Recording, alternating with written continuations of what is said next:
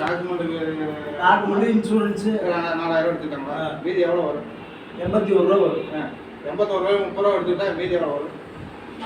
51 ரூபா வந்து. சரி, அந்த பெயிண்டர் எவன சொல்ல அவன பணம் வாங்கிட்டியா? ஏன் லூசா விட்டுருக்கற? 5 மாசம் பணம் கட்டலையா?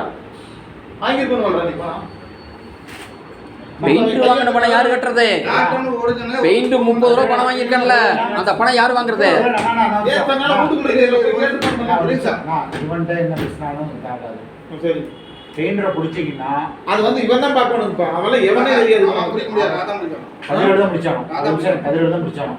பெயிண்டை பிடிச்சி குடிய பிடிச்சி கொண்டீங்கன்னா அவனுக்கு ஒரு 40 ரூபா கேட்கலாம். சரி, அப்ப 5 மாசத்தோட சிண்டஸ் சேர்த்து 40 ரூபா நான் கையில கொடுத்துருங்க. சரி, மீதி 45 ரூபா நீங்க ரெடி பண்ணி கொண்டாந்து கட்டிட்டு இந்த பிரச்சனை நீங்க ரிலீஸ் ஆகும். அவ்வளவுதான் பாத்துக்கோங்க.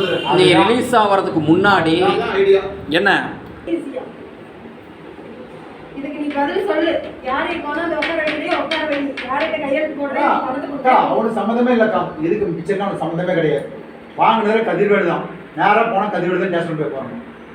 என்னன்னு கேட்டீங்கன்னா ஸ்டேஷன் போனா அதான் நீங்க ஸ்டேஷனே பண்ணி உட்கார வச்சீங்கன்னா உட்காந்துருக்கல. அதை பத்திலாம் நான் கவலைப்பட போறது இல்லைங்க. அது நீங்க உங்க பேசுறீங்க.